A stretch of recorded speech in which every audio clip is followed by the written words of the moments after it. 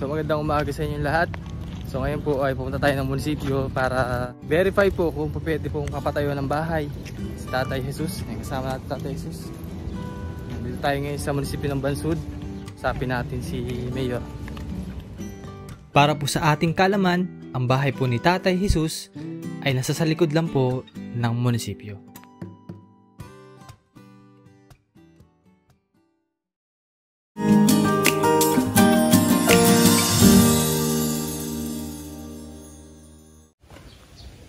So yun guys, kakagaling lang po namin sa munisipyo at kakauwi lang po namin dito sa bahay ni Tatay Jesus.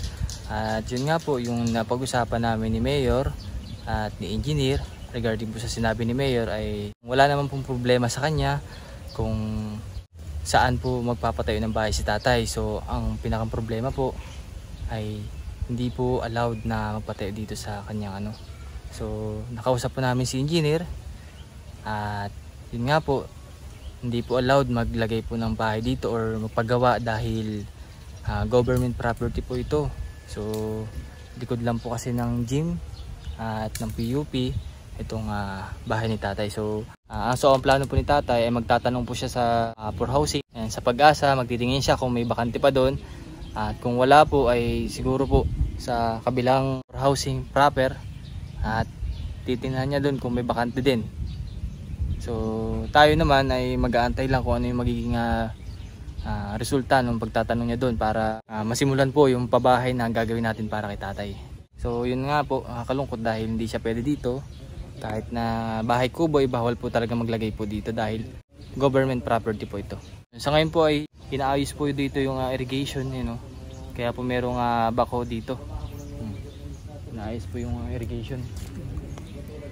Akala ko po iwawasakin yung bahay ni Tatay. Ay, hindi ba ga? Kasi. Ayan, no. So napakabait po ni na Mayor at ni Engineer dahil po madali po silang kausap at sila po ay tutulong pa po sa pagpapagawa ng bahay ni Tatay. Ayan. Tatay, excited ka na ba doon sa naging bahay sa inyo? Salamat na. Kung yung mga sa munisipyo, bigyan din ako ng tulong. Tayo. Sa mga di nakakaalam po ay si Tatay po ay nagtatrabaho po siya dati. Bali, empleyado po siya ng munisipyo. Bali po ano kay Tatay? Magwawalis. Magwawalis po. Magwawalis po si Tatay noon. So ngayon, kailan natigil ay matanda na po siya. At yun nga po, yung isa pa din sa problema dito ay pinapalis na daw po sila. So unti-unti po silang inaalis dito sa lugar na to. Dahil ito ay government property, so sinisimulan na pong palisin yung mga tao nakatira po dito sa likod ng munisipyo. Kaya mas maganda po talaga yung sigurado na kayo na titira mismo. Kasi pag dito tayo nagpagawa, baka mamaya magkaroon ng problema po, ay sayang naman po yung effort na ginawa natin, sayang naman po yung gastos kung mawawasak lang. So syempre nagpapasalamat din po ako sa mga taong tutulong sa atin sa mission na gagawin natin para kay Tatay na kapatayo ng bahay. Maraming salamat po at sa mga nagtatanong po regarding po sa lupa ni Tatay. So yun po yung naging decision.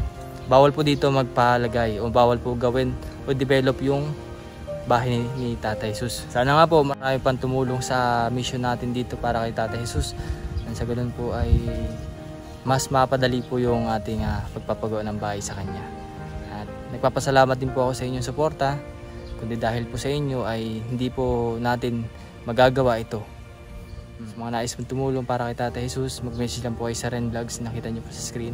At any amount po ay malaking tulong po yun sa kanyang pagpapagawa ng tahanan at mga pangangailangan niya po. Tatay, may mensahe po ba kayo sa mga tutulong po sa inyo? Ako po ay nagpapasalamat sa inyo at lalong-lalong kay Mayor Morada at saka Engineer Materana. Ako po ay tutulungan din nila. Napakabait po nila, At di po naging mahirap yung pag-uusap natin kanina dahil ini-entertain po tayo nila, Kilala din po kayo. Ano ba yung plano nyo, Tatay, sa Kaliman? Ano ba yung plano nyo magiging tahanan? Ano gusto nyo? Mansyon? Ay! Pinapatawa lang. Tigular lang. Basta't may matiran ay ayos na po sa akin yun. Basta po may masilungan. Na? Huwag lang matuluan, ulan. napakahirap matulog ng Ay, saka po. may tumutulong ulan sa mukha. Nga eh. Mm. Ay, lalo kung malakas yan. Talagang pugiit ako sa kabilang tabi. Opo, at saka pinapalis na po kayo dito. Tama po. Hindi na kayo pwede dito, tatay, no? Oo. So, bago man mangyari yun, ay kinakailangan na mahanapan ka ng lokasyon kung saan pwede magpagawa ng bahay. Po. So, 8 years po kayo nakatira dito. Ano yung mamimiss mo sa tahanan nyo? Sa 8 taon na pagtira dito. Ayos naman po. Ano yung mamimiss nyo? Ako po yung nalulungkot na mapalis ako din sa kubo ko kung ito. Sa bagay po, mahal na mahal ko yung kubo ko kahit na po tagilid yan. Wala pong problema. At yan po ang kinagisnan ko na kubo kong maliit. Mamimiss mo yan, tay? Kasi naging part ng buhay mo yan. Sa 8 taon na sinulungan ka, no? Yung tipong kahit tumuulan ay parang nakayakap sa iyo yung bahay na yan. Opo. Ano po? Oo. Although tabingi siya o tagilid, pero kumakapit siya para may lagay ka sa maayos. Ano po? Opo. Grabe yung bahay ni tatay, no? Kahit na tagilid ay kumakapit. Ayan o, bahay ni tatay o.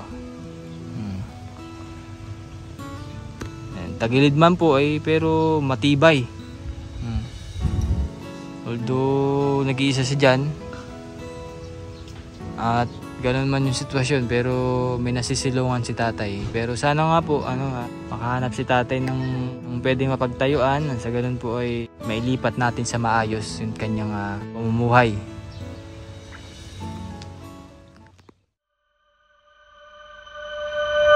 So good day sa inyo lahat. So ngayong araw kukunin po natin yung salamin ni Tatay Jesus at dadalhin din po natin sa kanya para sa ganun masubukan niyo po yung salamin na pinagawa po ng ating mga sponsors. Tayo ngayon sa Abrenica Optical Clinic. So kunin muna natin.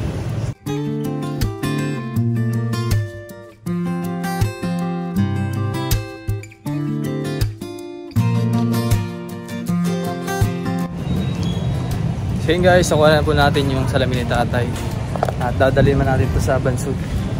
At syempre tayo na rin magtuturo sa kanya kung paano gamitin itong sunglass niya or reading glass niya. Tara!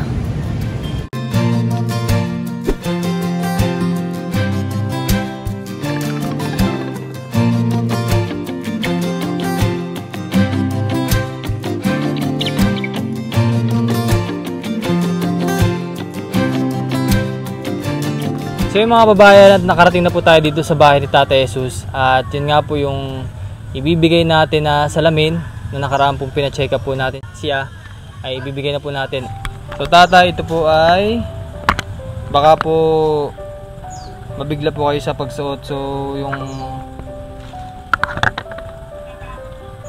dito salamin daw po ay yung taas para sa malayo.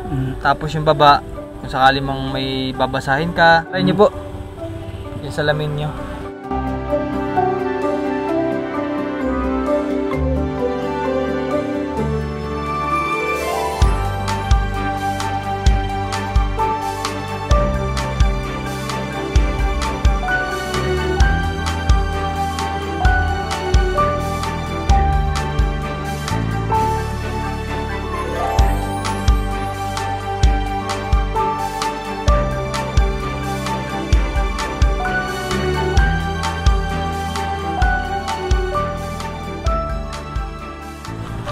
So yun guys, meron na si tatay salamin at yun nga po, nag-aantay na lang po tayo ng update dun sa lupa niya na titirhan, kung saan man po siya pwedeng tumira kasi dalawa po yung for housing na pagpipilian niya.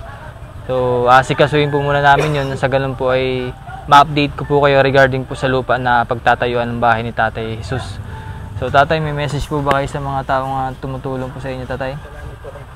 Salamat po sa inyong lahat na akong tinulungan niyo. Lalong-lalo na po dito sa poging-pogi. Napakalit na, maliit na bagay, tatay. Maraming pong salamat kay Manang Biti, Cecil, Lourdes. Maraming salamat po. Sa mga nanonood po sa inyo. Bagong nanonood sa amin. Nanonood po sa inyo kasi artista ka na, tatay. Ano, Kap? Artista na yun si tatay, oh. Nga lang po yung ating sinadya kay tatay, kaya tayo pumunta dito sa kanyang tahanan para kamustahin po si tatay. At sana po patuloy niyo pong suportahan yung ginagawa natin dito sa Oriental Mindoro, yung mission po natin ginagawa. Maraming salamat po sa inyong panonood. At sa mga nais magpadala po ng pagpaabot po ng tulong para kay Tatay Jesus, mag-message lang po kayo sa Ren Vlogs na nakita niyo po sa screen. At any amount po yung malaking tulong po yung para kay Tatay Jesus. So tatay, okay na? Opo. Malinaw na? Oo. Hindi na mahihirapan? Hindi na ho. Ayan. So, thank you po sa inyong panonood. Maraming salamat po at magandang hapon.